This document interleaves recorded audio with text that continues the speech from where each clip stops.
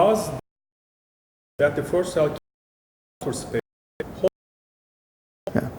One of the ways in which origin of life researchers try to get around the insurmountable problems with explaining origin of life here on Earth to appeal to a delivery of life from planetary or solar source.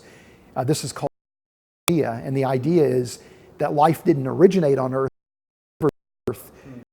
some kind of transport mechanism. The problem with those scenarios are legion, though. For example, if a bacteria is traveling through outer space, it's going to be exposed to high energy radiation. Its survivability is going to be short limited.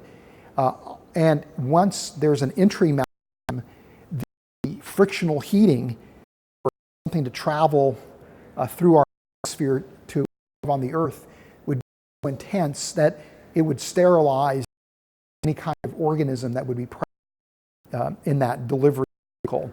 So it's very difficult to envision how life will survive transportation, how it could survive entry when huge amounts of energy are liberated, would incinerate those life forms.